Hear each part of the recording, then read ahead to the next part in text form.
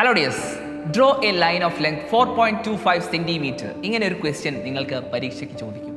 അന്നേരം എങ്ങനെ അത് വരയ്ക്കണം എന്നുള്ളതാണ് ഈ ഒരു വീഡിയോയിൽ ഞാൻ നിങ്ങൾക്ക് പറഞ്ഞു തരാൻ പോകുന്നത്. നിങ്ങൾ ആദ്യമായിട്ടാണ് ഈ ഒരു ചാനൽ കാണുന്നതെങ്കിൽ ഉറപ്പായിട്ടും സബ്സ്ക്രൈബ് ചെയ്യുക, ബെല്ലൈക്കൺ കൂടെ എനേബിൾ ചെയ്യുക. ഓക്കെ, നമുക്ക് നോക്കാം.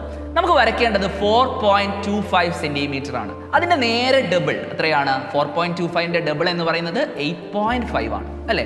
8.5 സെൻറ്റിമീറ്ററുള്ള ലൈൻ വരയ്ക്കുക എന്നുള്ളതാണ് ആദ്യത്തെ ടാസ്ക്. ഓക്കെ, 8.5 സെൻറ്റിമീറ്ററുള്ള ലൈന് നിങ്ങൾക്ക് സ്കെയിൽ ഉപയോഗിച്ച് വളരെ സിമ്പിൾ ആയിട്ട് വരയ്ക്കാം. അതാണ് നമ്മളുടെ ഫസ്റ്റ് സ്റ്റെപ്പ് എന്ന് പറയുന്നത്.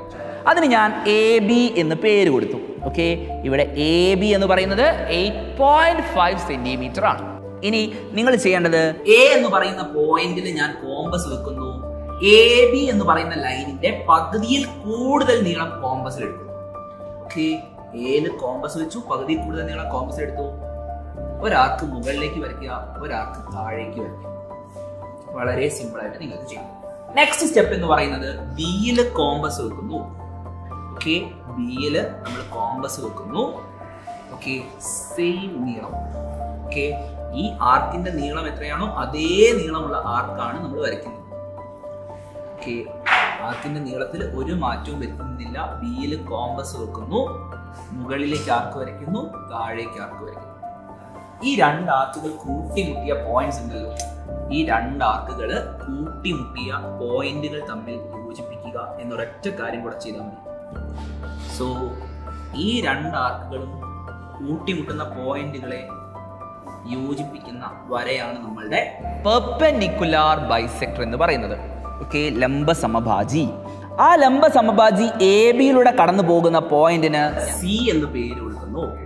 നമുക്കറിയാം AB എന്ന് പറയുന്നത്, AB എത്രയാണ്? AB നമ്മൾ എടുത്തിട്ടുള്ളത് 8.5 സെന്റിമീറ്റർ ആണ്.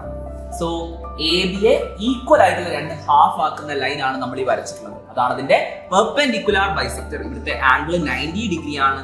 അതുപോലെ AC is equal to BC is equal to 4.25 centimetre.